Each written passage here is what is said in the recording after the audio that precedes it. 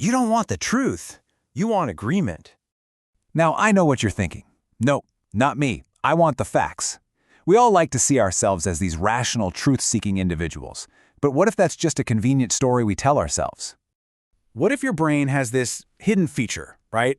An ancient survival instinct that's actually working against you in today's world, making you choose the comfort of agreement over the hard work of finding the truth. To show you what I mean, let's start with a little story. One that I'm willing to bet is going to feel very, very familiar to you. You know how it goes. It just pops up on your phone. Maybe it's from your aunt in the family group chat, or it's a post from a friend you trust. So you stop scrolling for a second. And the headline, wow, it's a shocker. But here's the thing. It confirms that secret suspicion you've had all along about politics or health or, well, anything really. And seeing it right there gives you this weird jolt of relief, of validation. You think, I knew it. So, of course, you click.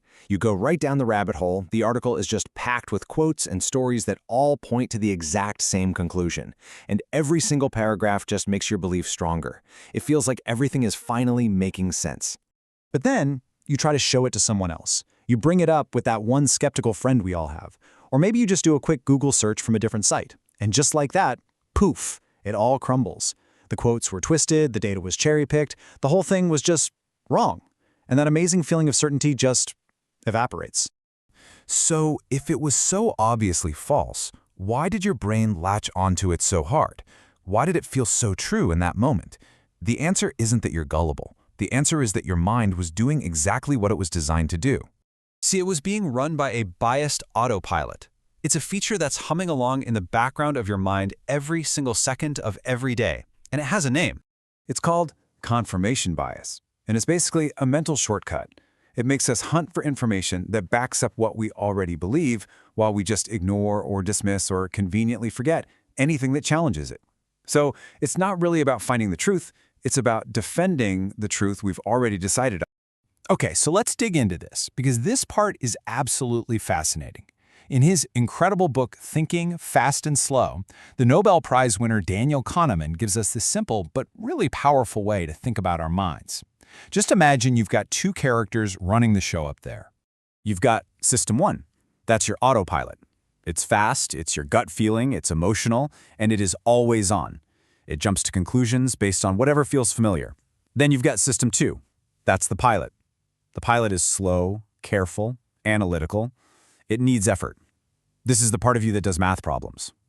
But here's the catch. System 2 is lazy. Really lazy. I mean, Kahneman says it perfectly right here.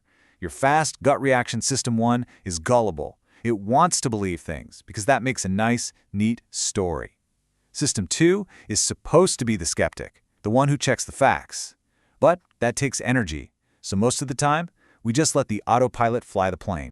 And that autopilot runs on this simple and kind of dangerous principle that Kahneman calls YSAIT. What you see is all there is. System 1 doesn't go looking for information that's missing. It just takes whatever's right in front of it, that shocking headline, that one-sided article, and builds the best story it can. It never, ever stops to ask, wait a minute, what am I not being shown here? So this ancient brain glitch was one thing when we were all living in small tribes. But what happens when you plug it into modern technology? Well, you get a bias-confirming machine on a global scale. This image just nails it. We think social media is a window, that we're looking out at the world, but it's not. The algorithms have turned it into a mirror. They're not designed to show you what's true. They're designed to show you more of you.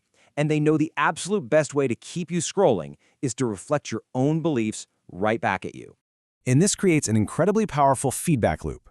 You click on something that fits your view. The algorithm goes, aha, they like this stuff, and it starts feeding you more of the same. And pretty soon, any opposing viewpoints don't just feel wrong. They feel like they don't even exist. They've been completely filtered out of your reality, until what you believe feels like the universal, objective truth. So if our brains are wired this way, and technology is pouring gasoline on the fire, why is it so ridiculously hard to change our minds, even when someone shows us the facts? Because it's not just about facts, it's about feelings. Seriously, think about the last really heated argument you had. When someone challenged one of your core beliefs, did it feel like a friendly exchange of ideas? Or did it feel like they were attacking you? Yeah, there's a reason for that. Being wrong is painful. It really is. Our beliefs get tangled up with our ego, with our identity, so challenging a belief can feel like someone is challenging who we are as a person. It creates what psychologists call cognitive dissonance, that awful, cringy feeling of trying to hold two opposite ideas in your head at once. And maybe even worse, changing your mind could mean getting booted from your social circle, your tribe, that all believes the same thing. Okay, so this all sounds pretty bleak, I get it. It's easy to feel like we're just stuck in this hall of mirrors. But here's the good news. We are not helpless. Remember our lazy pilot, System 2? It might be lazy, but we can wake it up. We can actually train ourselves to escape the mirror. So how do we do it? Here are 4 practical things you can literally start doing today. First, become your own toughest critic. Actively ask yourself, how could I be wrong about this? Instead of looking for stuff that confirms what you think, go looking for the one thing that could prove you wrong. Second, go hunt for disagreement. Don't just put up with opposing views. Actively search for the smartest people who disagree with you and just listen. Really try to understand where they're coming from. Third, create a pause before you post rule. That powerful urge you get to share something that makes you feel right, that's your System 1 begging for a hit of agreement. Just take a breath, wake up your System 2, and do a quick fact check. And finally, and this is the hardest one, but it's also the most freeing, separate your identity from your ideas. You are not your opinions. Changing your mind isn't a failure. It's actually a sign of intellectual strength. Because at the end of the day, the goal isn't to win every argument. The real goal is to have the most accurate map of reality you possibly can. It's about constantly updating your thinking, not defending one position no matter what. So I'll leave you with this one question. The next time you feel that little jolt of satisfaction, that perfect click of certainty when you see something that confirms exactly what you already thought, just pause and ask yourself, am I looking for the truth or am I just enjoying the view in a hall of mirrors?